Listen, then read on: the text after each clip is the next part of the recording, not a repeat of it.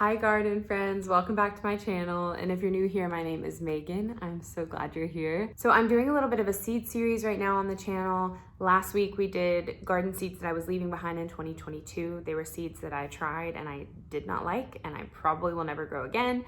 And this week I'm doing my favorites of 2022. So my favorite garden seeds that I grew last year and I probably will grow in my garden forever. So we have quite a few to get through. This was really hard to narrow down, by the way. So I tried to do my absolute favorites, although there were a lot last year that I grew that I probably will be growing again this year, but I tried to keep it to my absolute favorites that I think that everybody should try because I just think that they were that good. I'm not including herbs and flowers this go round. I may do a whole separate video on that because that could be its own 30-minute video. And I'm not gonna include basics that I think that are kind of staples for every garden. I'm gonna add a list of basics that I think that everybody should have in their garden at the end.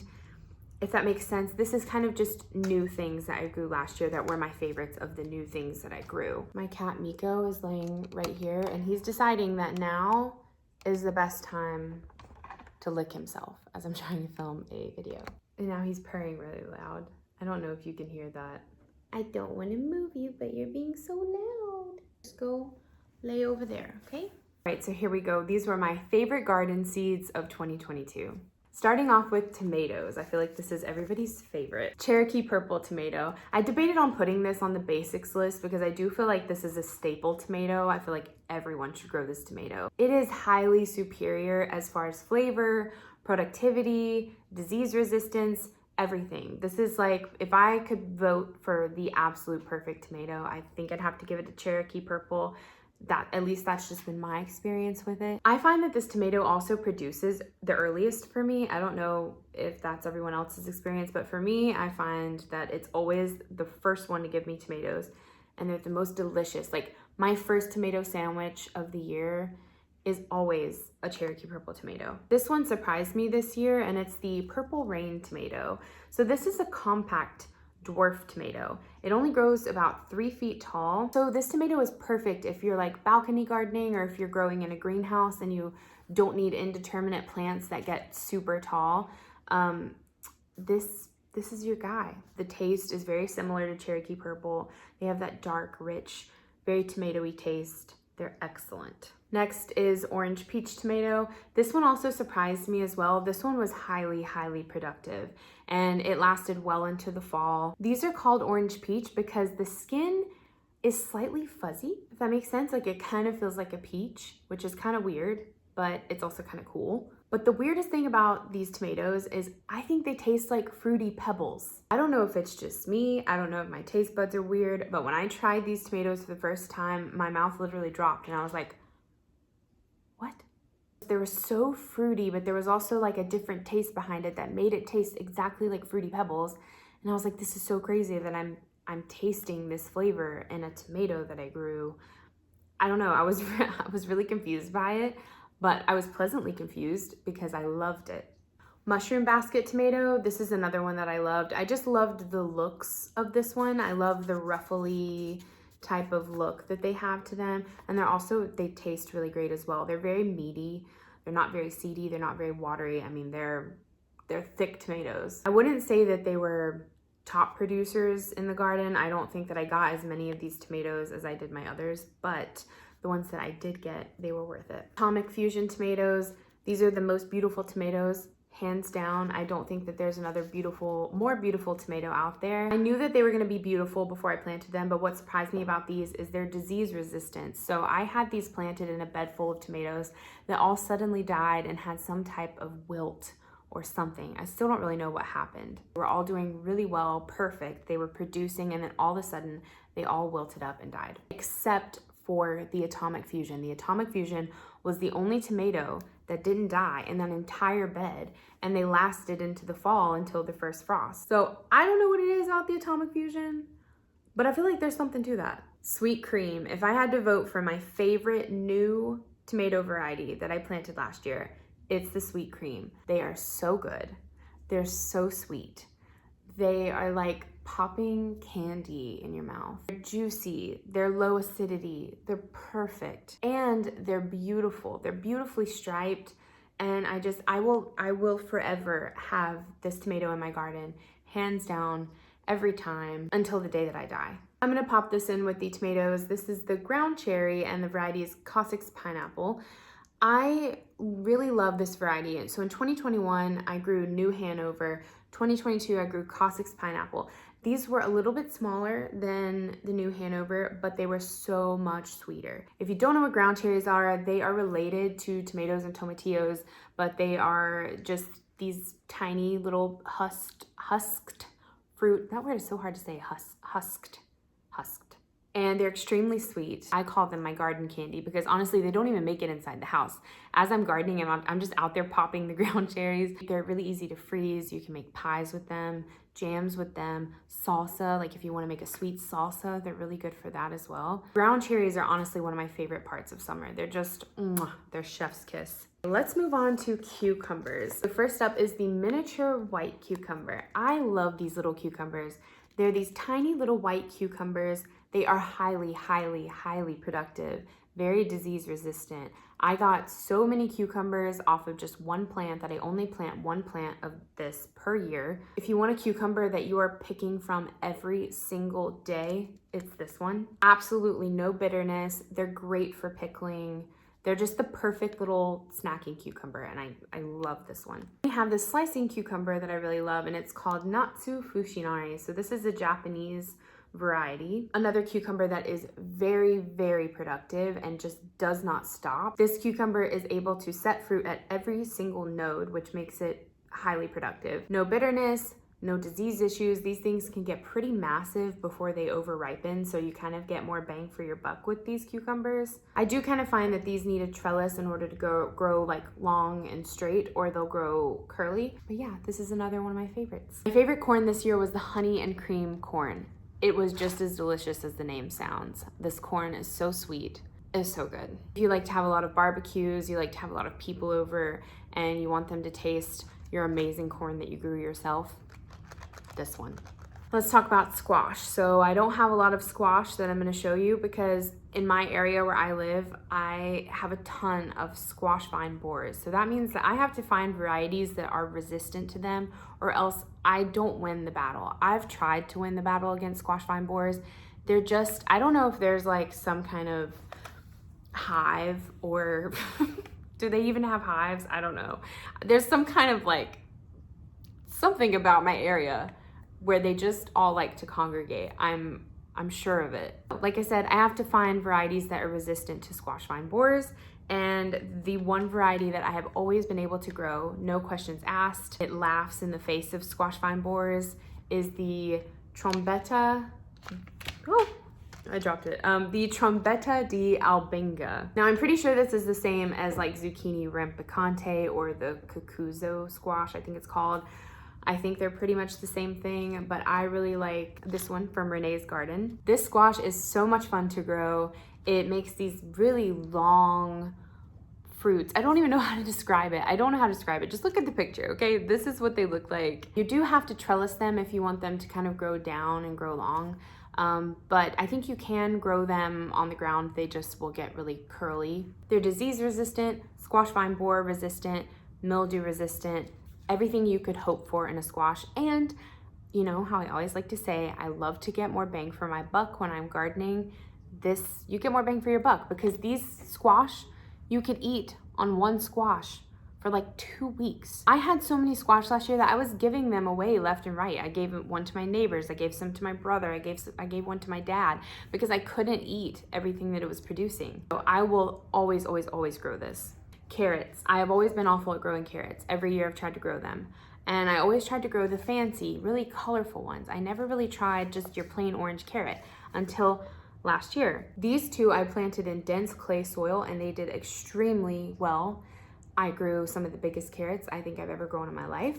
And that is the Shin Karuta carrot and then the Danvers 126. I don't know what it is about them, but I'm just saying I've always failed at carrots, but then this year I planted these and I succeeded. So I don't know. Do what you want with that information. If you're having trouble growing carrots, maybe try these varieties and you might be successful. Cantaloupe, this Hearts of Gold, I feel like it's a classic cantaloupe.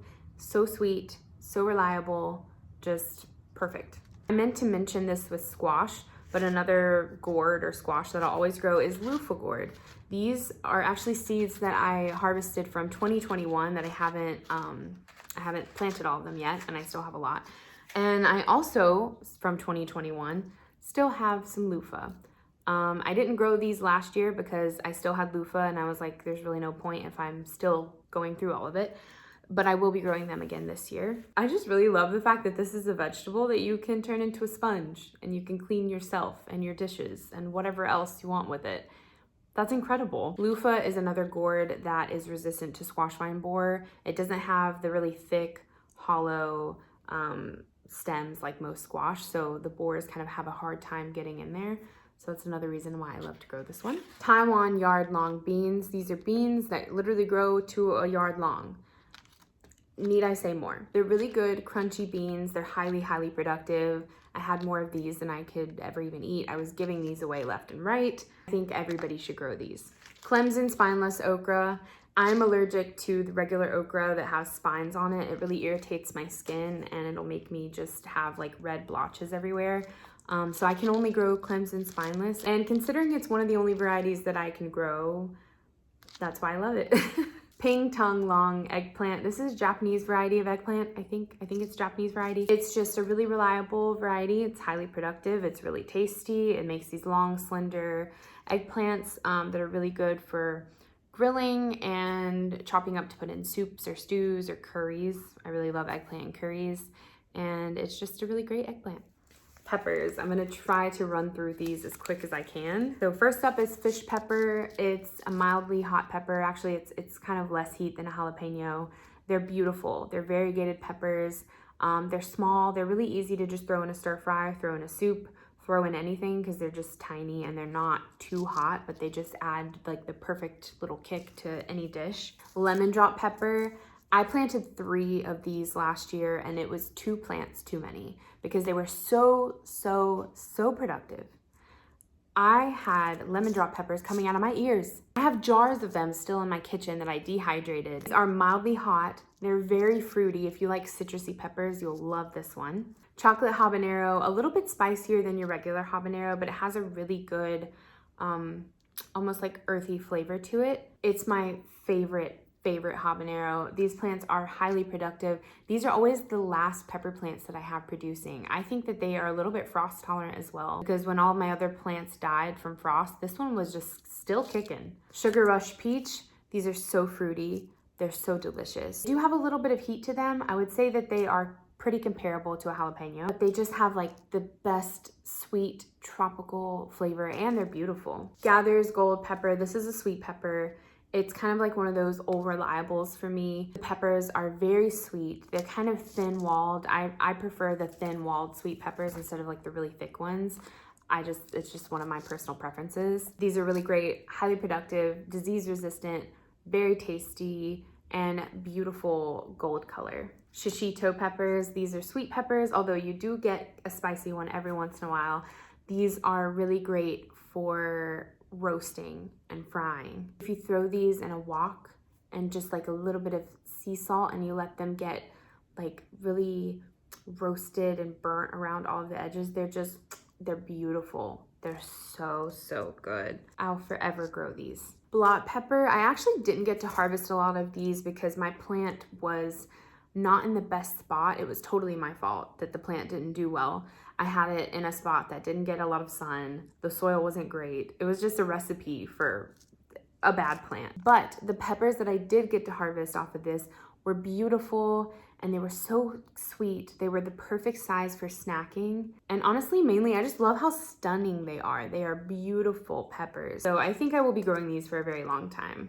Luchwar paprika pepper. So this is a Hungarian paprika pepper. This is a medium hot variety. And honestly, I didn't get to make paprika out of these because again, this was a pepper that I had in the wrong spot. And it was actually planted right next to the blot pepper. It just didn't get enough sun, but I did get to harvest a few. And the ones that I got to try were so good. I still dream of their taste to this day. I cannot wait to grow these again this year and put them in a good place so that I can make paprika out of them. But they're so good even for fresh eating. Like even if you don't make paprika, they're so good if you just like eat them right out of the garden. Oh, they're amazing. My top favorite #1 pepper this year was definitely my Mad Hatter pepper. And I'm upset because it seems like I've lost the seeds for them. I think I left them out in the greenhouse or something. But the Mad Hatter pepper is a sweet pepper. It has a really odd shape, but when I tell you it is the sweetest pepper I think I've ever grown. When I got to try my first one and I bit into it, I couldn't even believe how sweet it was. I was like, this is so weird. I've never tasted a pepper so sweet. The shape of them is a little annoying. Like you have to kind of cut them weird, but you kind of figure out how to cut them. But one good thing about their shape is they make perfect little like dipping like pieces, if that makes sense. So if you like cut off one of the little bulbs, it makes this perfect little cup that you can just like scoop hummus out with them. And they're the best snacking peppers ever. I will always grow them. But you must be warned, if you do decide to grow Mad Hatter peppers, they grow huge. The plants are ginormous. They're very wide, very tall. They just spread out to be like this big bush. I made the mistake of planting my Mad Hatter with all of my other kind of smaller peppers, and they just kind of overtook the bed and kind of crowded out all the other peppers, so my other peppers didn't grow as good. So now I know, and now I'm telling you guys, make sure that you kind of give them a lot of room if you're gonna plant them. I mean, like, I'm talking 3 feet wide, 3 feet tall kind of thing, like huge bush, just beware. Last one, this one really surprised me. It is the Japanese wasabi radish. If you're somebody that loves wasabi, but you don't want to grow true wasabi, which can actually take like years to grow, and they're very finicky, and I don't know, I've just heard that they're very hard to grow.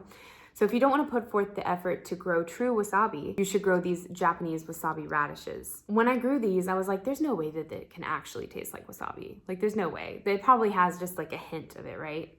Wrong. These taste like wasabi. If you were to grind this up, it has a different texture than wasabi, but if you were to grind this up just like regular wasabi and eat it with sushi, you wouldn't know the difference. It tastes just like wasabi. It's so weird, but also really cool. So I added this into my kimchi that I made because I thought it might be kind of cool to have like a wasabi flavor to kimchi. It was so good. It was so good. So I'm a wasabi lover. I'm a radish lover, and this is just like the perfect thing for me. I just love it so much. All right, so those were all of my favorites of 2022, and I'm also going to include a basics list right here.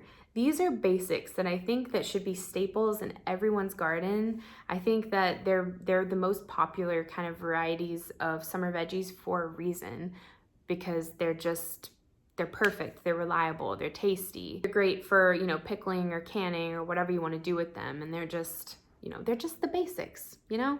And if you're a beginner gardener, I highly recommend just kind of starting out with the basics and then kind of slowly adding in these new varieties that you think you might like, and then, you know, kind of trying new things every year. I do have some new seeds that I'm trying this year. I've purchased them, they're on the way. As soon as they get here, I will do a little seed haul for you guys. And I hope that you're enjoying the seed series so far. I really love hearing what other people's experiences are with these seeds. So let me know if you agree with me or if you disagree with me on some of these. And I think it's really helpful for people in the comments as well if we have a discussion about them. So yeah, just let me know your thoughts and opinions. And also maybe drop some of your favorites that you grew in 2022 so that me and everybody else can see them, and maybe we can give them a try as well. Miko was trying to get my lap. I think he was trying to say hi. Say hi. Thank you for watching. And if you don't already, follow me on Instagram and TikTok. And keep your eyes peeled for the seed haul that should be coming very soon. I think I'm just waiting on one more order to come in. And in the description, I'm gonna put links to my favorite places to buy seeds so that you guys can go and seed shop if you want to. I hope everybody has a great week, and we'll see you next time. Bye. I just love you so much.